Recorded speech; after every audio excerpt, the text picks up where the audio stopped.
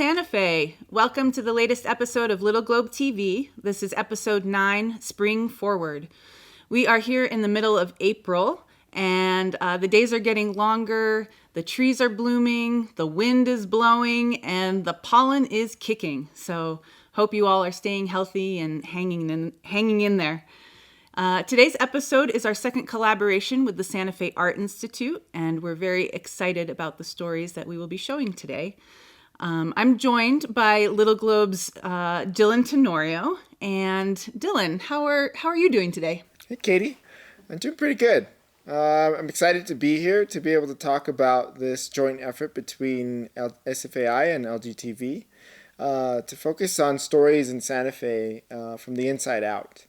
And I'm excited because it's talking about the future of Midtown, which for me has always represented creativity and artistic places and collaborations. So I'm very happy to be here. Would you like to tell us more about our collaborators on Midtown site? We worked with a lot of wonderful artists from the Santa Fe Art Institute, as well as other artists, poets, filmmakers who contributed their voices to this episode. And we want you to contribute your voice to upcoming episodes, and you can do that by going to our website. So please submit, and let us share it. Dylan, are there other ways that people can share their stories with us?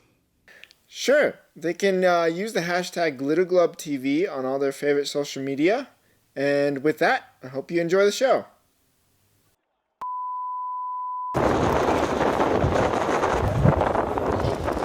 Here, let me see that string.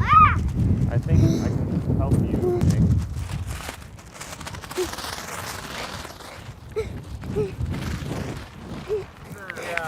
On the locked part. Okay, so you don't even, when it's this windy, you don't even have to run. Height is just going to fly. Oh boy. Oh no. I'm cold. This is what happens when you spill Kool-Aid all over the place. Yeah, bye.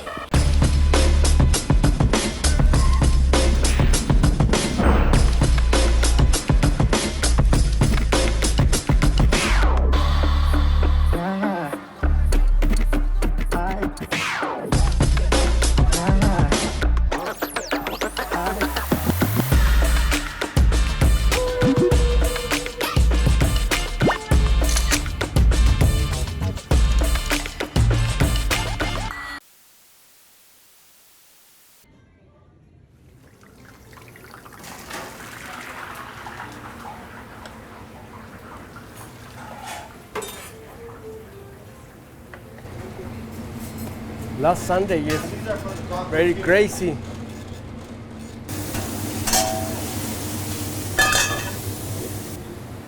This is tamales, evergreen chili, and red chili. New Mexican green chili and red chili. Sí, es con ranch. I cooking up like in USA 20 years, 23, it's a long time. I cook with my mom all the time in Mexico. That's why I love cook.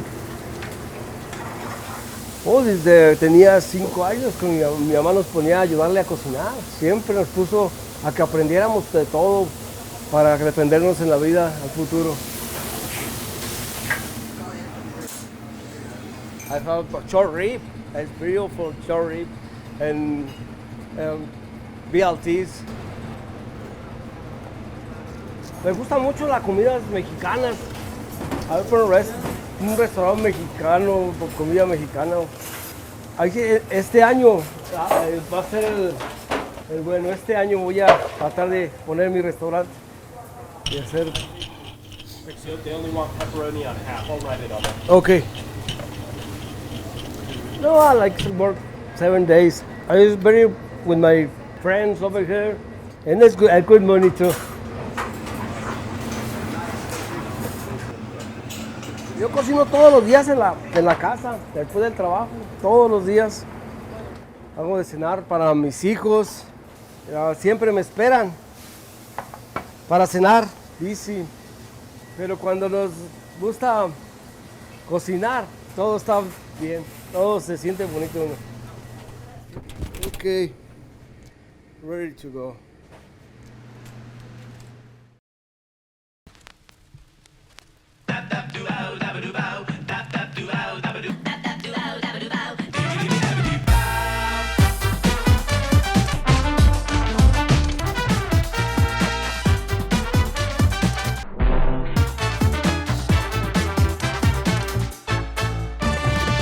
Done.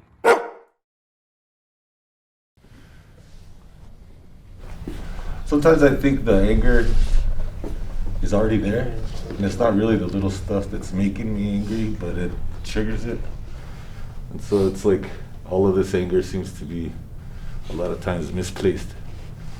Like little thing will set me off, but it's not really that little thing. It's I'm already pissed. I mean, a lot of times before I would use alcohol or drugs or something to kind of suppress it, and then now that I've been like newly sober, all of a sudden it comes to the surface, and so it's like I'm an open wound, you know. It's every little thing. So being able to be aware of it helps you make the decisions on whether to act at that time or not. And learning to breathe and using mindfulness techniques allows you to be able to say, okay, maybe now is not the time. A lot of these men that sit in these rooms with me, I guess they feel comfortable knowing that I can relate to them, that I've been in their shoes. You know, I just didn't read what they're going through out of a book. I sit in a position where they don't feel like I'm looking above and beyond them, that I'm just looking at them and feeling them right here with, every time they speak. My name's Alfonso Wood. I'm a peer support worker here for Santa Fe Recovery Center. This is our 30-day, 90-day, and also recovery housing program here on this location. Anger is an emotion that I know I'm not wrong for feeling. It's an emotion that I feel because I'm human. I just know how to better mitigate it. I know, like I guess, how to better type in the coordinates of my, personal GPS that's in my brain and navigate myself to the happy place that I need to get to a lot better than what I did when I was using. I get angry a lot. Like a lot. I have a really short fuse. That's one of the big things I need to work on the most, is my short fuse and my frustrations with other people, because all that's going to do is lead me back to using. Like I used to be one of those people that would like find reasons to use or pick a fight with my girlfriend or, my significant other, like just so I could use that as an excuse to go use. And I don't want to fall back into that trap. You know what I see? I see somebody with a really big heart. Huge heart.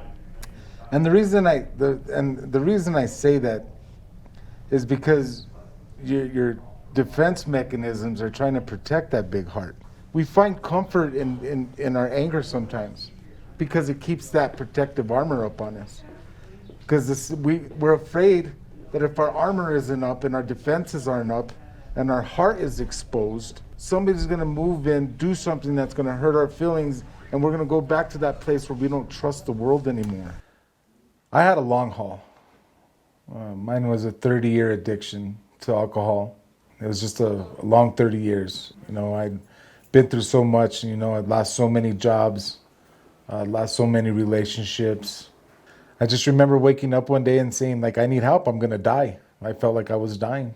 And turns out that I was close to it. Yeah, it's taken a long time to try to be able to love myself, but I'm glad I'm able to get it out through art and through making music. I like to try to put some kind of beauty in the world, I guess. Yeah, it's important to find those things that bring us joy. Absolutely, because think about it, how much time did we set aside for our addictions before? If we can spend that much time destroying ourselves, how much time can we invest in building ourselves up and loving ourselves and enjoying life to its fullest? And even if it's not to its fullest, just just even better than what it was before right now is good.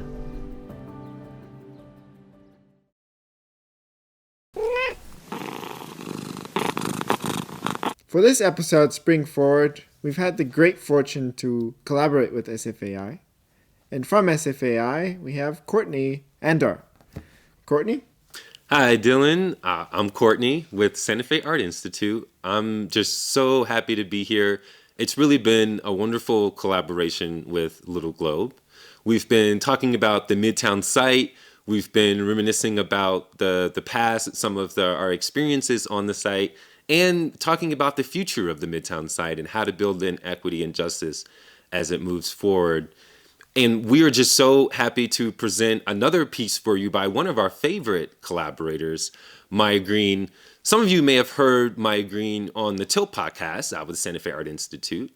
Maya is a poet, spoken word poet, an artist, and just an all-around wonderful person.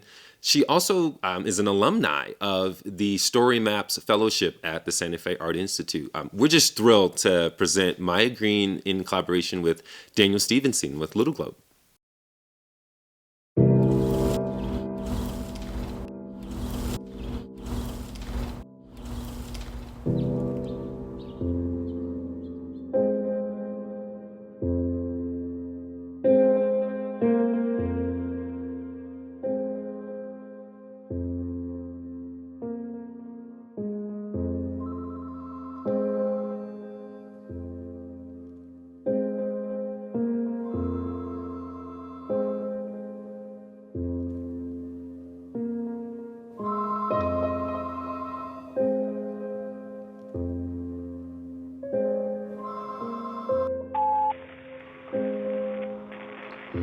It was the Sangre de Cristos that called first. Then the birch white stalks unraveled me, basin to forest to spring. My family hasn't met who I am, nor want to be, since before the deluge of lost moths had time to return to Pachamama. Birthry, insistent dust, canyons echo arroyo. My voice a shadow in low relief, noxious cocoon of mainland undone. This one continent, supposedly my home. And what is home anyway? What is a home? This dust-swaddled floor or this beat breast?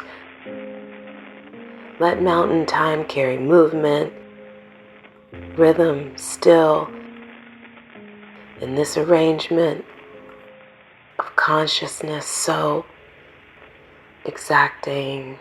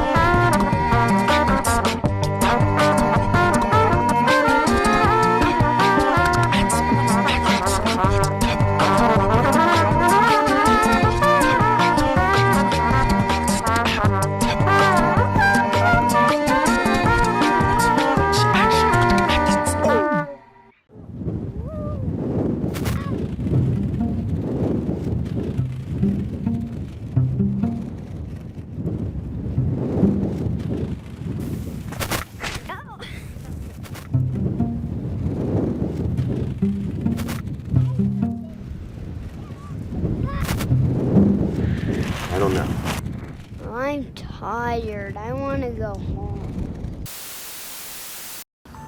Rolling. Madoe, Ha Heights, Ha Dui. I'm Karen Buller from the Santa Fe Indigenous Center. When I was a little girl, I used to think that the United States should pay all of us tribes rent because they're living on our land, because the whole continent is ours. The Indigenous Center serves the 10,000 Native Americans that live in Santa Fe. Over a third of the people that we serve are from the surrounding pueblos who live here now in Santa Fe. Just under a third are Navajo people. And the rest of them are people from all over, from the plains, from Alaska, from New York, from Florida. When we were first informed of this activity about Midtown, it sparked our interest because we feel like that's a place that's in the center of where a lot of Native Americans live in Santa Fe. So it's important to us. When we did our survey, I was shocked by how many Native Americans wrote on their survey, "We want our land back."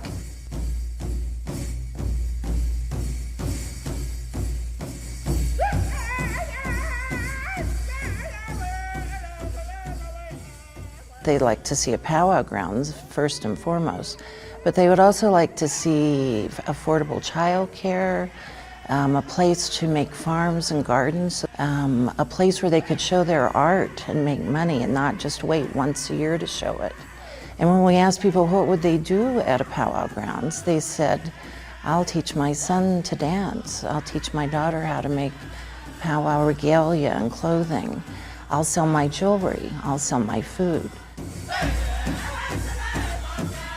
The Indigenous Center has been proposing an outdoor powwow arena. There are places in a circle where dancers can sit, and then behind that there's a place for observers to watch, families of the dancers and people that are being honored, and people that just like to come to powwows. So powwows are for everybody. They're not just for Native Americans. The Native Americans will dance, but it's for the whole community to come to and to join in with us. And so we at the Indigenous Center would not have a powwow every day or even every week. People from an African drumming group said they would like to meet there. People would like to have a graduation ceremony there, a wedding there. So there are many uses for the grounds that would encompass the entire community of Santa Fe. As a result of our surveys and in having discussions with our tribal people here, there's a strong feeling that Midtown is where we belong.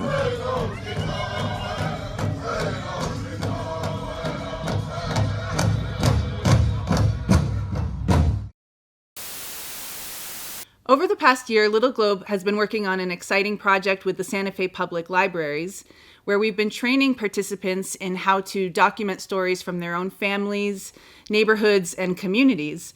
Many of them are first-time filmmakers, and I'm really excited to introduce you to Samuel Eskew, one of our participants who is here today to introduce the piece he's been working on. Welcome, Samuel. Hey, Katie. Yeah, it's very exciting being a part of the Neighborhood Historian Project, where I'm learning a lot about filmmaking and interviewing. My first project here is about my good friend David Sloan, an artist from Santa Fe. We talk about his family, his art, and especially how he uses the Navajo language in his art. So I hope you all enjoy this first project of mine. Making different animals and then kind of having their names with them. I think I saw that kind of in Loteria or flashcard art. And I've had all these dictionaries forever, so I'm able to look up a word. Let's say I'll draw a turtle or some sort of different kind of animals, some birds. And I realize it helps me retain the language, and I just started putting that into my art. Been doing art for about 17 years, just doing a little bit of Indian market, different shows where you can sell your art. My grandma and grandpa, they were born in 1912 and 1918, I believe.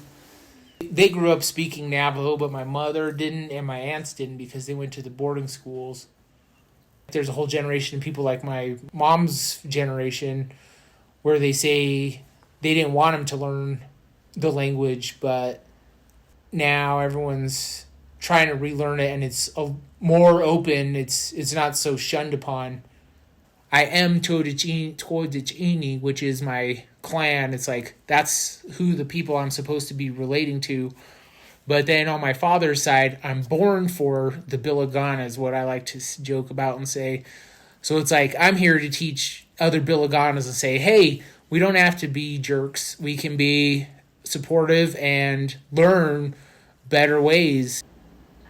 That's the power of art, is it gives us the ability to communicate something besides verbally. Not everyone has 30 minutes to sit there and watch a YouTube video on some Navajo cultural aspect. Art doesn't take electricity. It's just something that you see on the wall. If you do it right, it is really just like the ability to pass on culture.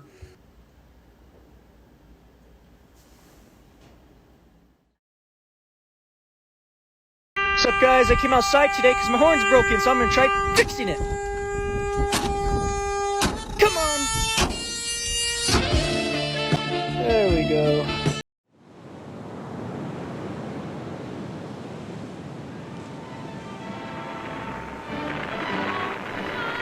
America prepares. All America alters its pattern of life and work to meet the demand for perfection. Industry is a double... Philip Morris, America's most enjoyable cigarette, Cleveland Avenue bus. Lucille Ball and Desi Arnaz.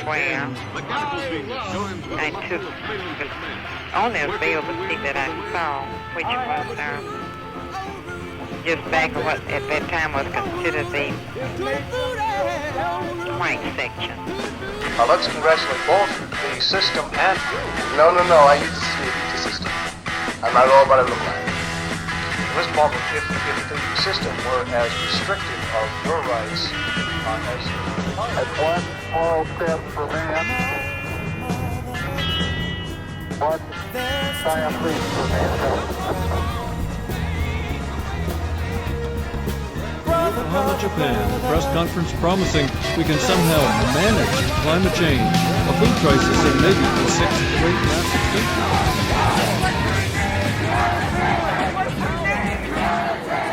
We're going to get started. So are we closed? Yes, schools are closed. They're closed starting Monday, March the 16th, and they will be closed.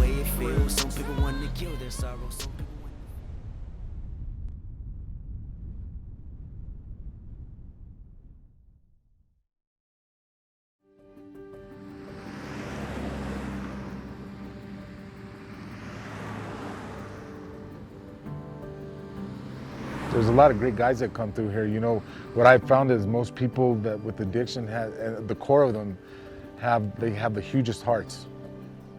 And then somehow they used, you know, their addiction to mask that. How do I like the facilities here on Midtown? I don't know what Midtown is. Well, it's just this campus. Oh yeah, it's nice because we had a lot of walking space. Because being in 30 Day, you really don't have that much movement. You're kind of stuck there. So I was able to come out. I would walk around a lot. I just was released from prison December 1st, and I got the opportunity to come here, and it's been a life-changing experience. Once they transition to the 90 days, these are the apartments where they stay. You know, earlier you heard from that one gentleman who said he didn't have anybody to talk to at 5 o'clock in the morning. You know, and you just need that one voice that just might make you feel like there's somebody out there that cares about you and that you're not alone. I spent a lot of time with these two guys because, you know, we all three understand each other. We're good friends. Me and him, we work together. We're on the same routine. We've both done a lot of prison time, and we're just trying to do good and stay out of trouble. You know, we both struggle with PTSD. Even in a place like this, it kind of helps me because I'm learning how to be a law-abiding citizen. But we've been doing really good. We've been having barbecues. We like to do community functions. We at least have one big one a month. You really form like a family here. What's up, guys? There's some food up here ready. You connect with people on a whole other level when you see them shed some tears. when you hear them go through that, they've been through some of the same things that you've been through in life, and you'd be like, wow, you know, and you feel for them, you know, and you find some real brothership here. I'm very grateful to be here, and I've learned a lot from Alfonso and a lot of the other staff that are here. So, yeah, I just take it one day at a time.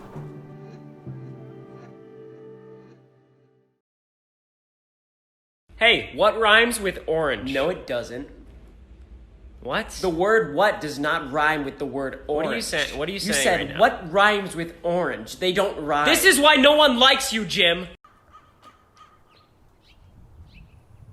While at Santa Fe University of Art and Design, I was making a lot of music, and so I'd walk around figuring out the album itself, thinking about arrangements and the order of the songs. I was working on one of my first albums, Illicit the Wonders. The first song of the album, which bears the same name, is a melody-rich river of sounds that cascade on top of one another.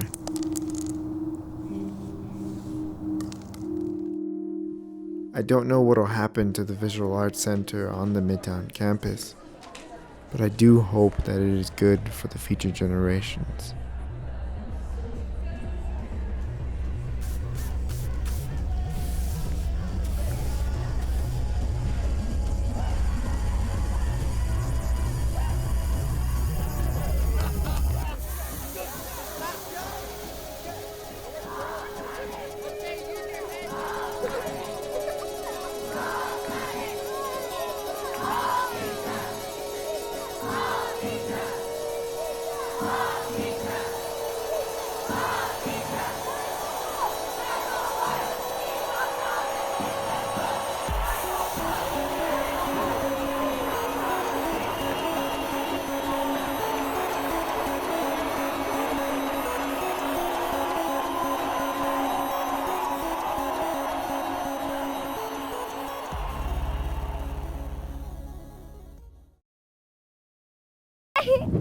Go up as high as you want.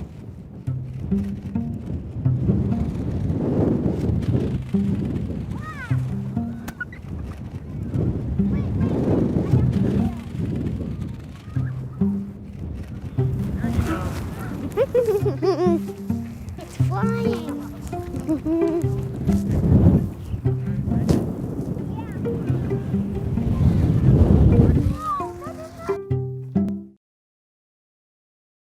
And that's our show tonight. Thank you so much for tuning in and supporting this work.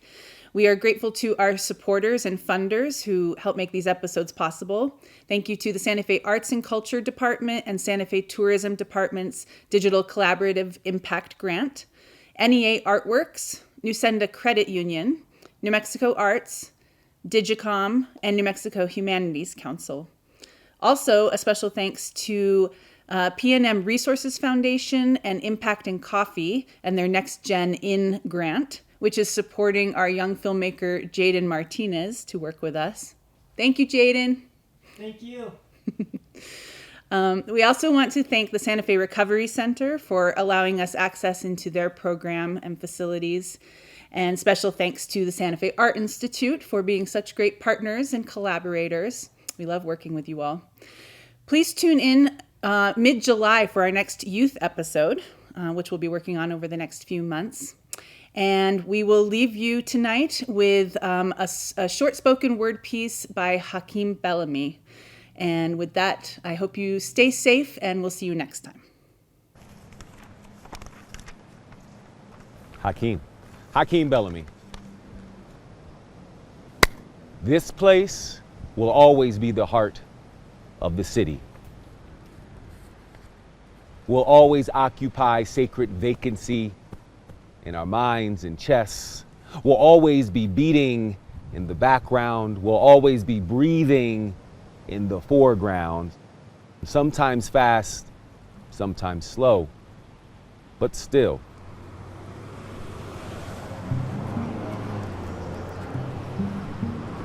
This place has always been more hospital than hospice. has always been sanctuary surrounded by war. This place has been a symbol all along. Now just a curio of cares we did and didn't give, of kites we did and did not fly, of lives we could and could not save. Meanwhile, we now fancy this place a preserve. Some cities are indeed jungles, but not this one. This one is a safari. And like any safari, if you run far enough in any one direction, you will run into a horizon.